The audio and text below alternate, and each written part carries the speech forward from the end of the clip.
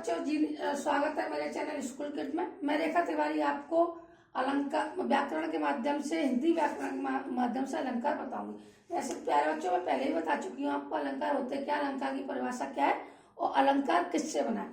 तो मैं एक बार और आपको रिवीजन करा देती हूँ। तो अलंकार दो शब्दों से बना है, अलम धन कार। अलंकार की परिभाषा काव्य की शोभा बढ़ाने वाले तत्वों को अलंकार कहते हैं। अलंकार तीन प्रकार के होते हैं, यानी शब्दालंकार, अर्थालंकार और व्यय अलंकार। तो मैं आज आपको अलंकार पहचानने की सबसे सरल ट्रिक बताती हूँ, सरल तरीका बताती हूँ, जिससे आप कहीं पंक्ति देखो उसके आधार पर अनुमान लगा लो कि इसमें ये अलंकार होगा। जैसे अनुप्रास अलंकार, जहाँ एक वर्ण की आवृत्ति बार बार होती है। चरु चंद्र की चंचल किरणें, ठीक है, इसमें कौन सा वर्ण है? च। तो इसमें आपका अनुप्रास अलंकार हो गया। दूसरा हो गया यमक अलंकार, या एक ही शब्द दो बार आए लेकिन उसके अर्थ अलग अलग हो। जैसे कनक कनक से सौगनी मादकता अधिकार, तो इसमें कनक कनक दो बार आ गया, एक का सोना, एक का धतूरा होगा। तीसरा श्लेष अलंकार, एक शब्द एक बार आए लेकिन उसके अर्थ अलग अलग हो। जैसे रहमन पानी राखिए, फिर पानी सब सूख, पानी गए ना उभरे, मोती मानस चून। तो पहला जो पानी शब्द आया है, तो पहला तो मोती के लिए कहा गया, दूसरा मनुष्य की इज्जत के लिए कहा गया, तीसरा आपका चूने के लिए कहा गया। ठीक है। अब उपमा अलंकार, सासी से सम सरस शब्द आए तो आपका समझ लो उपमा अलंकार किसी की तुलना, किसी छोटी वस्तु की तुलना बड़ी वस्तु से की जाए। तो जैसे पीपल पास सरिसवन डोला, तो ये आपका उपमा अलंकार हो गया। अब आता है आपका तीसरा अलंकार, यानी रूपक अलंकार। रूपक अलंकार में समानता पाई जाती है और योजक चिन्ह होता है, यानी समानता पाई जाती है, योजक चिन्ह होता है। जैसे चरण कमल बंदो हरिराई, तो भगवान के चरणों को हमने कमल मान लिया गया है। अब उत्प्रेक्षा अलंकार, उत्प्रेक्षा अलंकार में आता है जानू जानो मनु मानो। तो इसका उदाहरण सोहत ओढ़े पीठ पटु, श्याम सलोने गात, मानो नीलमणि शैल पर आयो प्रभात। यानी हमने मान लिया है कि श्याम के जो शरीर पर सूरज की किरणें पड़ रही हैं उनको हमने क्या मान लिया है, जैसे नील जैसे किसी नीले पर्वत पर, जैसी किसी मणि पर सूर्य की किरणें पड़ रही हैं। सोहत उरे पीठ पटु श्याम सलोने गात, मानो जैसे नीलमणि पर्वत पर आय पर प्रभात। ठीक है।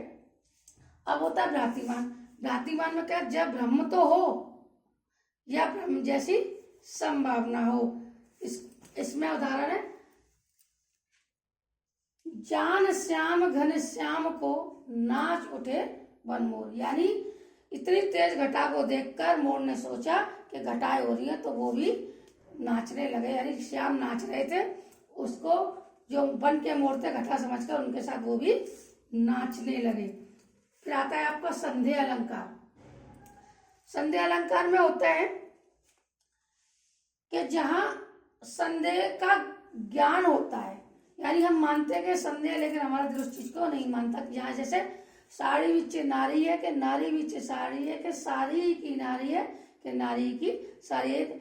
जब श्री कृष्ण, चलो ठीक है, जब द्रौपदी का चीरण हो रहा था, तो जब उसकी साड़ियां बढ़ती गई थी तो कह रहे थे कि पता नहीं चल रहा कि साड़ी में नारी है कि नारी में साड़ी है, कि साड़ी की नारी है कि पूरी नारी है कि पूरी साड़ी है। ठीक है। अब आता है अतिशोक्ति अलंकार। अतिशोक्ति होता है बड़ा चढ़ाकर किसी बात को कहना। जैसे हनुमान की पूछ में लग ना पाई आग, लंका सारी जल गई, गए चार सवार। तो ऐसा हो सकता है कि छोटी सी पूछ में और आग भी लग नहीं पाई और लंका सारी जल गई, तो उसको चीज को हमने बड़ा चढ़ाकर कह दिया। अब आता है असंगति, जहां होता कुछ है और लगता कुछ और है। यानी ब्रह्म की संभावना होती है और हम कुछ और समझ बैठते हैं। ठीक है। और मानवीकरण में किसी निर्जीव व्यक्ति को हम सजीव समझ लेते हैं या बताते हैं। जैसे मैंने मरे हुए कुत्ते को चलते हुए देखा, तो कुत्ता क्या था? निर्जीव तक। मैंने मरे हुए कुत्ते को चलते हुए देखा, लेकिन हम उसको कैसे दर्शा रहे हैं, जैसे हमने वो कुत्ता चल रहा हो। ठीक है। तो प्यारे बच्चों, अगर आपको हाई स्कूल में या इंटर में अच्छे नंबरों से पास होना है, तो मुख्यतः यही अलंकार आते हैं। शैलप्रास अलंकार, यमक अलंकार, शेष अलंकार, उपमा अलंकार, रूपक अलंकार और भ्रातिमान अलंकार। सिर्फ यही अलंकार हर साल पूछे जाते हैं। वैसे इनको भी देख लेना, ऐसा कुछ नहीं है कि इस समय हो सकता है कि कोई और अलंकार दे दिए जाए।